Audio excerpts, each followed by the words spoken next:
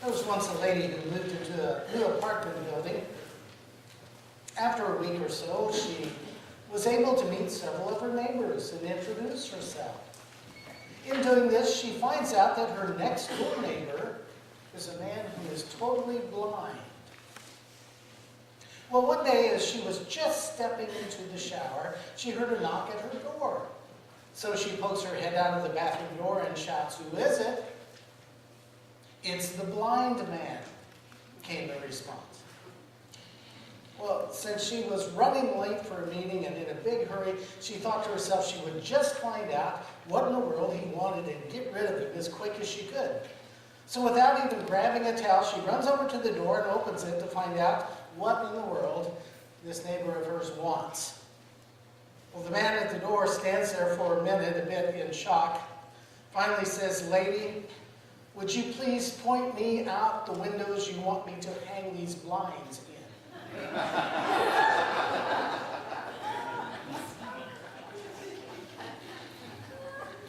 Sorry, I just couldn't resist that story when I found out what the subject matter was for today. But it's strange, though, how we can sometimes believe that people can see who are really blind simply because they're well-educated or in leadership positions. And then we dismiss others who can really see,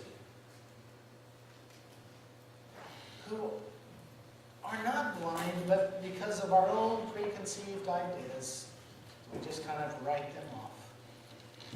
What a strange and wonderful story, though, John relates to us. He transforms this healing story into a parable for discussing the human condition. John's theology of light, we see all through this gospel of his, provides a backdrop for this text for today, with its theme of sight and blindness. As the story unfolds, we see the disciples ask Jesus a question as to why this man is blind. "Rabbi, who sinned, this man or his parents?" they ask. And the Pharisees are also thinking the same thing and want to hang the same label of sinner on this man, as his disciples do. By doing this, well, they can easily dismiss him in this so-called miracle. This way of thinking, though, was very prominent in first century Israel, and we can still see it around today. It was a popular view in the first century Judaism to hang the label of sinner on anyone with a physical or a mental illness. Also, if someone were to be hurt or killed in an accident, it was an easy way to just explain it away. Another example of this we can see in the Gospel of Luke, chapter 13. When Jesus tries to dispel the idea that the Galileans that the Romans murdered had sinned, or that the 18 people that the Tower of Siloam killed when it collapsed were guilty of some great sin, and that God was punishing them in some way. Jesus states plainly, "I tell you, no." The Pharisees and other religious leaders, though, often used this kind of reasoning to explain away illness and accidents. It was an easy out. People could just call them a sinner and say that God was punishing them for their sin, and that way they could easily set aside any feelings of compassion that they might have for such a person. This released people from feeling guilty or feeling any sense of responsibility or obligation to help such a person. After all, if God was punishing them, why should we help them out or even feel sorry for them? This was the same attitude that Mother Teresa found on the streets of Calcutta when she began to care for the sick and the destitute. With Hinduism being the prominent religion practiced in Indian society, most people did believe in reincarnation. And the outcome of this belief was simple. if you live a good life, your next life, you'll be better off. You'll move up the scale, so to speak. To live a bad life and you would move down the scale. Now, according to your karma or fate. This meant that you could walk right past a crippled beggar on the street and feel no compassion, no obligation to help, because it was simply their fate to be a suffering beggar on the street. This was simply the result of the previous sinful life that they had lived, and they were receiving their just rewards, so that to help such a person would be to challenge God's judgment. But Jesus refuses to think in this way and hang this label of sinner on either this man or his parents. Jesus says he was born blind so that God's works might be revealed in him. Then Jesus spits in the dirt, makes some mud, and wipes it on the eyes of the man and tells him to go wash in the pool of Siloam. Now to us this might seem like a strange thing to do. After all, did Jesus really need mud to heal this man? There are other accounts of Jesus healing blind people. And he didn't use mud in any of those other accounts. So why did he use mud this time? Perhaps it was for the man's own benefit. Perhaps Jesus might have used the mud like doctors today might use a placebo. Or when a child falls down and the mother puts on a Band-Aid and gives it a kiss. Of course we know that healing kiss from a mother really does wonders, don't it? It works because they believe it works. And if the man believed that Jesus had put some sort of healing salve on his eyes, he may have been more ready to believe and to do as Jesus had asked him to do. Well, I don't know, maybe it could have been where that old drinking toast comes from. You know, here's mud in your eye. Well, maybe not. Author Stephen McNeill suggests that this miracle caused the very first church split. The result of their disagreement was the forming of the first two denominations. He tells an imaginative story of how one day one of the blind men who was healed by Jesus bumped into a different blind man who was also healed by Jesus. When the two men learned that both of them had been blind from birth and healed, they started talking about the miracle of sight, comparing notes, talking about how wonderful the world of color was.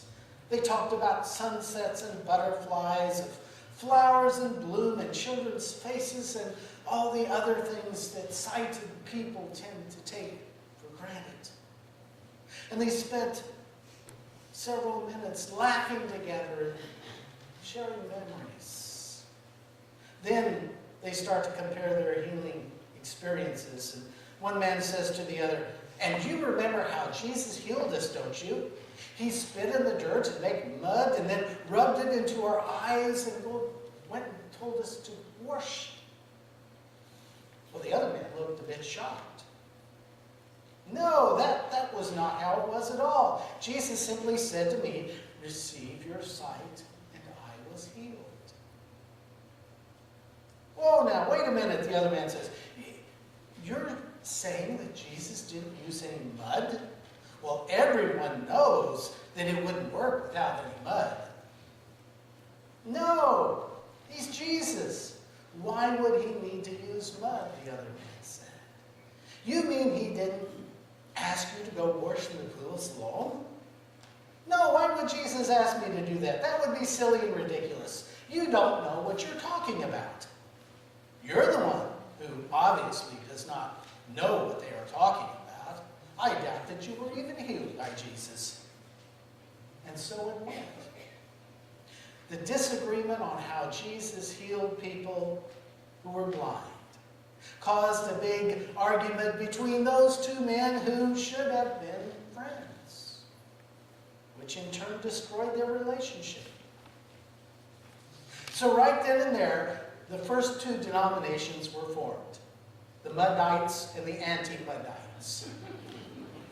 The Muddites, who claimed that holy mud must be included in all worship rituals, and the Anti-Muddites, who claimed that the use of mud in the worship service held no real significance at all. And since that day, church people have been fighting and splitting over issues a whole not really more significant than that. Sad to say. Anyway, back to our story. The man washes his face in the pool of Siloam, and he is healed. Now this causes quite a stir, especially among the Pharisees who are looking for any way to discredit Jesus. Especially the miracles that he performed. As soon as the man tells the story about his healing and gives credit to Jesus, the Pharisees become incredulous about what had taken place. And they began to question him, suggesting that he's some sort of con artist. They first don't believe that it was the same man who sat at the temple gate begging and was blind from birth. And then they don't want to believe that Jesus was actually the one who healed them. As usual, the Pharisees are more concerned that there might have been some sort of Sabbath rule broken than they were about the miracle of a blind man being healed. They continue to ask questions about his healing and also send for his parents so they can question them as well. When his parents are questioned, they are very careful not to say too much. And with good reason, because the threat is real. It is clear that there's a great deal of animosity that exists between those who follow Jesus and those who follow the religious leaders, who want to protect the status quo and make sure things stay just as they are.